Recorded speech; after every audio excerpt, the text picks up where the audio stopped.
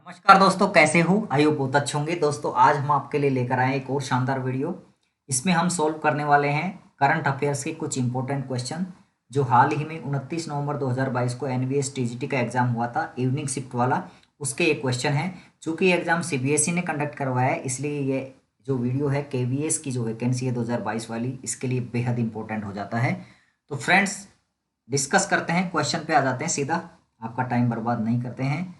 चलो भैया शुरू करते हैं। पहला प्रश्न बहुत ही इंपॉर्टेंट क्वेश्चन है। आप एक ढंग से पढ़िए और आंसर देने का प्रयास करिए, जितनी भी आपकी तैयारी है उसके हिसाब से। पहला प्रश्न आपकी स्क्रीन पर ये रहा, पढ़िए भाई। पहला प्रश्न, वर्ष 2021 से 2026 के लिए 15वें वित्त आयोग की अनुशंसाओं के अनुसार केंद्रीय करों से राज्यों को हस्तांतरित होने वाले कर का प्रतिशत क्या है? यानी कि राज्यों के लिए कितना प्रतिशत कर की अनुशंसा की है यहाँ पे 15वें वित्त आयोग ने। जल्दी से कमेंट करिए आपका आंसर दोस्तों, अगर आपने पढ़ा है 15वें वित्त आयोग के बारे में। तो दोस्तों इस प्रश्न का जो सही उत्तर है वो है ऑप्शन नंबर 4, यानी कि 41%। 41% यहाँ पे जो 15वें वित्त आयोग की अनुशंसा है, केंद्रीय करों से राज्यों को हस्तांतरित हो जाएगा 41%।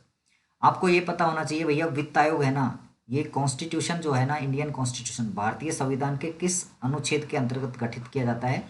अनुच्छेद 280। ध्यान रखना इस प्रश्न को, ये भी पॉलिटिकल का प्रश्न बन जाता है वैसे। तो आपको याद रखना है कि भाई संविधान के अनुच्छेद 280 के तहत भारत का जो राष्ट्रपति है ना, जो प्रत्येक 5 साल में क्या करता है, एक वित्त आयोग का गठन करता है। 5 साल से पहले भी कर सकता है चाहे तो वो, या 5 साल में तो करेगा ही करेगा।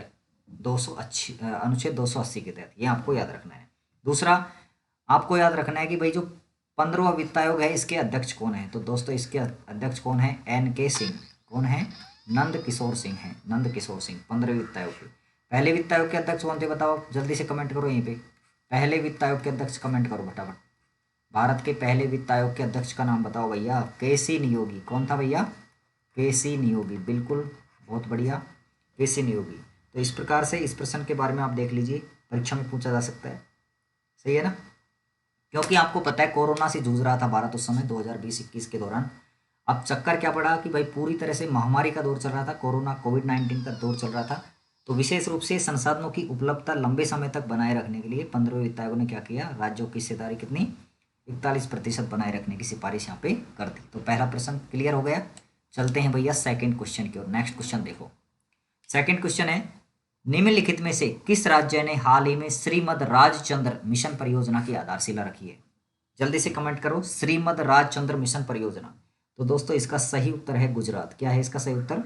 गुजरात। प्रधानमंत्री नरेंद्र मोदी जी ने गुजरात के वलसाड डिस्ट्रिक्ट जो है ना यहाँ का, वहाँ के धर्मपुर में अगस्त 2022 में, ये ध्यान रखना, अगस्त 2022 में ये मिशन जो है इसकी लॉन्च किया, इसको आधारशिला रखी थी। इसमें विशेष रूप से यानी कि मेडिकल फैसिलिटीज के बारे में काम करता है, महिला सशक्तिकरण के बारे में काम करता है। ये बहुत ही ज़बरदस्त है ये परियोजना, मिशन है जो राजचंद्र। तो इसका सही उत्तर क्या है? गुजरात। नेक्स्ट क्वेश्चन देखते हैं। क्वेश्चन नंबर 3, निम्नलिखित में से किस संगठन ने हाल ही में बच्चों के लिए युविका 2022 नामक प्रशिक्षण कार्यक्रम का आयोजन किया था? युविका 2022 का प्रशिक्षण की बात कर रहा है। वैसे तो युविका आपको पता है पहले से 19 से चल रहा है, 2019 में युविका शुरू कर दिया था। और आपको पता होना चाहिए क्योंकि ये तो स्कूली शिक्षा से संबंधित है, तो टीचर को याद होना चाहिए, इसलिए प्रश्न दिया है मेरे हिसाब से, है ना? क्योंकि ये स्कूली शिक्षा से संबंधित प्रश्न है। स्कूल के बच्चों के लिए कार्यक्रम शुरू किया था, और ये शुरू किया था दोस्तों इसरो ने। किसने शुरू किया था? इसरो ने। तो आप देख लीजिए इसमें कौन सा उत्तर आपका सही हो जाएगा। ऑप्शन नंबर 3, भारतीय अंतरिक्ष अनुसंधान संगठन, यानी कि इसरो ने युविका नामक प्रशिक्षण कार्यक्रम का आयोजन किया था। इसको पहले 19 में, फिर लगातार जारी किया जा रहा है। इसका मेन जो लक्ष्य है ना युविका का, क्योंकि स्कूली बच्चों से रिलेटेड है, तो जो स्कूली बच्चे हैं यानी कि युवा हैं, उनके मन में अंतरिक्ष विज्ञान में रुचि विकसित करना है और उनका पोषण भी करना है। अगर इंटरेस्टेड है तो उनको वहाँ पे आगे बढ़ने का भी यहाँ पे मौका दिया जाएगा। तो बेहतरीन क्वेश्चन है, जबरदस्त प्रश्न बनाए सीबीएसई ने, कुछ भी कहो आप। देखो चौथा प्रश्न, नई शिक्षा नीति 2020 के संबंध में निम्नलिखित में से कौन सा कथन सही नहीं है? दोस्तों आपने पहले भी देखा, जो मैंने मॉर्निंग शिफ्ट का प्रश्न पत्र हल करवाया था उसमें भी 2020 के संबंध में सेम प्रश्न दिया है, सही कथन नहीं है, वही रिपीट किया है। तो इसका मतलब NEP 2020, आपको राष्ट्रीय शिक्षा नीति 2020 को तो पढ़ लेना है भैया, मैन फैक्ट तो, क्योंकि यहाँ से प्रश्न बन सकता है KVS टीचर वैकेंसी में। इसके अलावा कोई भी वैकेंसी आएगी तो निश्चित रूप से प्रश्न बनने की संभावना बढ़ जाती है। देखो कौन सा सही नहीं है, इसको पढ़ लेते हैं हम। उच्चतर शिक्षा में समग्र पंजीकरण अनुपात को, समग्र पंजीकरण अनुपात क्या मतलब है भाई, इसको समझ में आ रहा है कुछ? ग्रोस एनरोलमेंट रेशियो, जो ग्रोस एनरोलमेंट रेशियो है वो 2035 तक बढ़ाकर 30% करना चाहिए भैया। मेरे हिसाब से तो यही ऑप्शन इसका सही उत्तर है, यही कथन सही नहीं है, क्योंकि 2035 तक जो हमारे भारत ने जो टारगेट लिया है, हमारे कैबिनेट ने वो क्या लिया है, 50% का टारगेट लिया है, ठीक है ना। यानी कि ग्रोस एनरोलमेंट रेशियो है ना, to be raise to 50% by 2035, ये आपको ध्यान रखना है। तो 50% है, यहाँ पे 30% दिया, तो निश्चित रूप से ये कथन गलत हो गया, तो यही आपका उत्तर है। लेकिन आगे देखो, 3 सही कथन को आप याद कर लो। क्रेडिटों के हस्तांतरण को सरल बनाने के लिए क्रेडिट शैक्षिक बैंक की स्थापना की जाए, बिल्कुल ये इसमें किया गया है। अनुसंधान को प्रोत्साहित करने के लिए शीर्ष संस्था नेशनल रिसर्च फाउंडेशन की स्थापना की जाए, ये भी इस एनईपी में लिखा गया है। एनईपी 2022 में जेंडर समावेशन कोष की स्थापना पर बल दिया गया, बिल्कुल सही है। तो ये 3 कथन सही है, ये बिल्कुल गलत है। एनईपी 2020 को पढ़ डालिए आप, वन मैन फैक्ट्स, ठीक है ना। चलो भैया नेक्स्ट क्वेश्चन देखते हैं। सूची 1 में दी गई निम्नलिखित शैक्षिक संस्थाओं का मिलान सूची 2 में दी गई national institutional ranking framework NIRF India ranking 2022 overall से कीजिए। देखो ओवरऑल कैटेगरी दोस्तों, इसमें क्या है, जो NIRF की रैंकिंग है ना, इसमें अलग अलग रैंकिंग होती है, जैसे यूनिवर्सिटीज की अलग होती है ना, इंस्टीट्यूशन जो है शैक्षिक उनका अलग होता है। तो यहाँ पे ओवरऑल रैंकिंग है सबको मिला करके। तो यहाँ पे ये आपने पढ़ी होगी तो याद होगा, ऐसे प्रश्न जो रैंकिंग वाले हैं ना, नहीं पढ़े तो बिल्कुल तुक्के नहीं मार सकते, है ना। तो ये जो रैंकिंग है दोस्तों, ये इसके अंदर अगर बात करें, दिल्ली विश्वविद्यालय जो थी ना, इसको इसमें रैंक मिली थी 23rd। बनारस हिंदू विश्वविद्यालय जो है इसको 11th रैंक मिली थी। और JNU जो है जवाहरलाल नेहरू विश्वविद्यालय दिल्ली, इसको 10th रैंक मिली थी इसके अंदर। और सावित्रीबाई फुले पुणे विश्वविद्यालय को इसमें 25th रैंक मिली थी। तो आप मैच कर दीजिए अब, यानी कि ए को हम 4 से मैच कर लेंगे, और यहाँ पे 3rd से मैच कर देंगे, 10 को यहाँ से 10 से कर देंगे। ये अब आप देखो, ए के अंदर 4 ढूंढो, ए के अंदर 4 इसके अंदर है 4 नंबर ऑप्शन में, बी के अंदर 3 है, बिल्कुल सही है, सी के अंदर 1 है, और डी के अंदर 2 है। दोस्तों इस प्रश्नों में आपको क्या करना चाहिए, जैसे आपको पता चला कि यार ए के अंदर 4 और एकदम कॉन्फिडेंटली आप सही है ना, तो ए के अंदर 4 देखो, ए के ऑप्शन में लकीली आपका ये प्रश्न 1 से ही सही हो रहा है। अगर आपको ऑप्शन नंबर ये दिल्ली विश्वविद्यालय की रैंकिंग पता है तो ये सही हो रहा है, इसका क्या हो जाएगा, 4 नंबर करेक्ट हो जाएगा। दोस्तों इस जो ये जो इंडिया की जो रैंक है 2022 वाली ओवरऑल वाली NIRF वाली, इसमें जो फर्स्ट रैंक मिली है ना, वो मिली है इंडियन इंस्टीट्यूट ऑफ टेक्नोलॉजी को, ठीक है, IIT Indian institute of technology IIT Madras को यहाँ पे मिली है फर्स्ट रैंक, ठीक है। IIT मद्रास चेन्नई में जो है तमिलनाडु के अंदर, इसको मिली है। तो बेहतरीन क्वेश्चन यहाँ पे दिया गया है। चलो भैया वीडियो पसंद आ रहा है तो लाइक कर दो यार, और अपने दोस्तों को शेयर कर दो जो तैयारी कर रहे हैं KVS के बारे में या फिर अन्य किसी भी एग्जाम तैयार कर, उनको शेयर कर दो। और विजिट कर रहे हैं पहली बार तो हमारे चैनल को सब्सक्राइब भी कर दो भैया, आपके लिए और अच्छी वीडियो बनाएंगे ना। चलो क्वेश्चन नंबर 6 को देख लो। भारतीय संविधान के अनुच्छेद 12 आर्टिकल 12 में राज्य में क्या सम्मिलित है। आर्टिकल 12 में राज्य की परिभाषा दी गई है, आपको पता है आर्टिकल 12 मतलब 12 से 35 भाग 3 हो जाएगा ना, भारत के संविधान का भाग 3 हो जाएगा, मूल अधिकार वाला, फंडामेंटल राइट्स वाला। तो इसके अंदर राज्य की परिभाषा है अनुच्छेद 12 में, उसमें क्या शामिल है ये देखो। तो भारत के भूभाग या भारत सरकार के नियंत्रणाधीन स्थानीय प्राधिकरण या अन्य प्राधिकरण, ये बिल्कुल सही है, राज्य का हिस्सा माना गया है। यानी कि भारत सरकार के अंदर जो भी संस्थाएं हैं स्थानीय प्राधिकरण हो। स्थानीय प्राधिकरण का मतलब आप क्या समझते हैं, जैसे भैया LIC वगैरह है, LIC है ना, इसको भी राज्य माना गया है, ध्यान रखना आप, LIC को भी राज्य माना गया है भारतीय संविधान के अनुच्छेद 12 के तहत। या जैसे कोई और है ONGC वगैरह है, ठीक है, इसके अलावा सेल वगैरह है, यानी कि जो भी संस्थाएं हमारे यहाँ पे काम करती है ना राज्य के अंदर, राज्य का मतलब भारत सरकार हो या राज्य सरकार हो, किसी के अंदर भी काम कर रही है उनको राज्य माना गया है।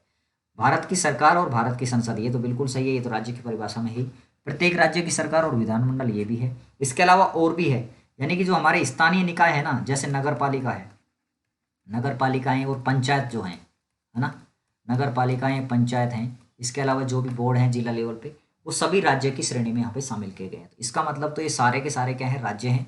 तो ऑप्शन ABC देख लो आप, 4 नंबर करेक्ट हो गया आपका, ये सभी राज्य की श्रेणी में आते हैं। आज भारतीय संविधान का जो आर्टिकल 12 है ना, इसको दोबारा देख लीजिए घर जाके, है ना, देख लीजिए आप किताब उठा के, क्योंकि आपको पता चल जाएगा कि यार राज्य की परिभाषा में क्या क्या शामिल है। वैसे हम देखते नहीं आमतौर पर, है ना, इसलिए। चलो भैया नेक्स्ट क्वेश्चन हल कर लेते हैं। क्वेश्चन नंबर 7, भाला जेवलिन फेंकने वाले निम्नलिखित भारतीयों में से विश्व एथलेटिक्स चैंपियनशिप 2022 में रजत पदक किसने जीता? तो दोस्तों आपको पता है ओवरऑल चैंपियन है जो 2020 में टोक्यो ओलंपिक में गोल्ड लाया था हमारे लिए, नीरज चोपड़ा हरियाणा। ठीक है, इसका प्रश्न का सही उत्तर ये हो जाएगा। चलो भैया, नेक्स्ट क्वेश्चन नंबर 8, नोबेल शांति पुरस्कार 2021 किसको दिया गया है? 2021 पूछा है, 2022 नहीं पूछा, तो अब आप 22 वाला याद रख लो, है ना। शांति का नोबेल 2022 में किसको दिया गया? हो सकता है केवीएस में पूछा जा सकता है ये प्रश्न। ठीक है, तो ये किसको दिया गया 2022 में? बताओ, आप कमेंट करके बताओ। ये दिया गया था भैया बेलारूस का एक वकील था, अधिवक्ता, है ना, एलेस बलियात्स्की। तो आप इसको ध्यान रख लीजिएगा। इसके अलावा अकेले को नहीं मिला, इसमें 3 लोगों को मिला है, मतलब 3 नहीं, एक तो व्यक्ति है, इसके अलावा 2 संस्थाएं हैं। क्योंकि आपको पता है मेन मुद्दा रहा था रूस यूक्रेन युद्ध, तो रूस यूक्रेन युद्ध के अंदर दोनों देशों के जो कार्य संगठन है, कुछ जो काम करते हैं मानवाधिकार के लिए, उनको मिला गया है ना। तो रूस का एक मानवाधिकार संगठन है, उसका नाम है मेमोरियल, उसको मिला है। और एक यूक्रेन का है, वो भी एक मानवाधिकार संगठन ही है, वो सेंटर फॉर सिविल लिबर्टीज के नाम से इनको मिला है। तो आप याद रख लीजिए। अब भैया 2021 का पूछा है, तो इसका जो सही उत्तर होगा ये क्या होगा? मारिया रेसा और दिमित्री आंद्रेची मुरातोव। ये रूस की है, ये पिछली साल याद किए थे भयंकर तरीके से, है ना। और ये मारिया रेसा फिलीपींस की थी, तो इनको मिला था। अब देखो ये जो दिए ना, ये भी इनको भी नोबेल मिल चुका है शांति का। तो ये जो डेनिस मुक्वेगे और नादिया मुराद है ना, इनको मिला था 2018 का नोबेल, शांति का ही मिला है सबको। अभी अहमद अली 2019 में रटा था इसको, इथोपिया के प्रधानमंत्री थे, इनको भी मिला था। और विश्व खाद्य कार्यक्रम इनको मिला था 2020 में शांति का पुरस्कार। तो ये सारे देखो उसने कैसे बनाया ऑप्शन, 2018, 19, 20, 21 के डाल दिए, है ना। तो 22 के आपको याद रखने पड़ेंगे, सारे नोबेल याद कर लो, परीक्षा में तो पूछे जाएंगे निश्चित रूप से। चलो भैया नेक्स्ट क्वेश्चन देखते हैं। क्वेश्चन नंबर 9, किस देश ने हाल ही में दानुरी नामक मून मिशन प्रारंभ किया है? दानुरी नामक मून मिशन, तो ये जो करंट का प्रश्न है भाई, देखो करंट तो यह आप लगातार अगर टच में रहोगे तो आप बिल्कुल फोड़ दोगे, अगर आप करंट में के टच में नहीं रहोगे तो आपसे कुछ नहीं होगा। तो इसका सही उत्तर होगा दक्षिण कोरिया। ये प्रश्न क्यों पूछा गया है? क्योंकि ये दक्षिण कोरिया का पहला मून मिशन था, है ना, फर्स्ट था। ये अगस्त 2022 के आसपास लॉन्च हुआ था। चलो भैया नेक्स्ट क्वेश्चन देखते हैं, नेक्स्ट एंड लास्ट। किस समृद्ध विरासत के संरक्षण के लिए हमारी धरोहर योजना बनाई गई है? हमारी धरोहर योजना बनाई गई है भैया, इसका जो सही उत्तर है ना, ये है भारत के अल्पसंख्यक समुदाय के लिए बनाई गई है। क्योंकि हमारी जो भारतीय संस्कृति है, इस योजना की समग्र अवधारणा के तहत भारत के जो अल्पसंख्यक समुदाय है, इनकी समृद्ध विरासत को संरक्षित करने की ये योजना है। तो ये आपको ध्यान रखने वाली है, और ये भारत का जो अल्पसंख्यक मामलात मंत्रालय है, इसके द्वारा ये चालू की गई है, ध्यान रखना। तो दोस्तों कैसा लगा वीडियो हमें कमेंट करके जरूर बताओ भैया।